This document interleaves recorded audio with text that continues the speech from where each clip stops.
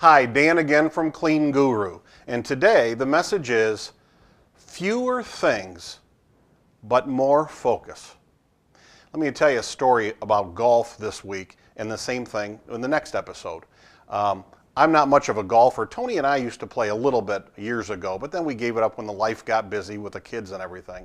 And we didn't stay in any leagues. So now that the kids are kind of grown, I'm dragging out the clubs again and I'm trying to get back into it, trying to learn it again. And I've noticed I found myself out at the driving range. Well, it's coming along, but I've noticed that the really good golfers, at least what I've seen, sometimes they'll only have a small bucket of balls, only maybe 25 balls. It's like a small or just a warm-up bunch of golf balls. And then everyone else, of course, has the huge, large bucket of balls. But the really good ones only have, let's say, 25 balls in there, and they take their time, and they're really slow and really deliberate. And if they didn't like what happened, they really think about it, and then they try it over again, and they take another ball, and they really focus on whatever they're trying to improve. Well, of course, the lesson is that applies to when we run our businesses, because we could get the idea of trying to pick fewer things to work on, but really focus on getting them right. So for example, you might want to work with your floor crew manager and say, listen, we want to get a schedule of how we're going to clean and maintain the equipment, because it's beginning, where is, first of all, where is it? Let's get an inventory.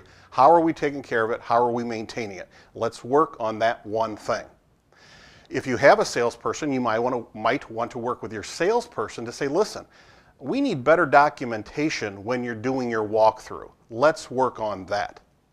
If you have an HR manager, you might want to work on trying to figure out, let's look at all of the people in our company and find out who the folks are doing great, and let's reward that and compliment that, train others. And then there may be a few bad folks, not bad folks, but they're just bad performers. And you need to find out, are they going to be able to be trained? Are they willing to learn and improve? And that's great. If not, then maybe they shouldn't be with you. We need to learn how to work from an HR perspective, how to move them on out of the company if they shouldn't be there. But you don't want to take on 20 things, maybe just one thing with each person that you're working with.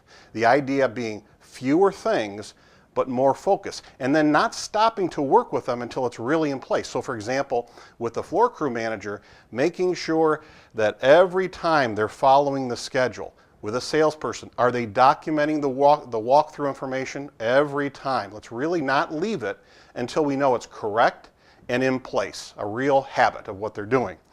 It's better to have 5 things, whatever those things are, implemented very well than to have 50 things, right, implemented halfway, because those will fall by the wayside.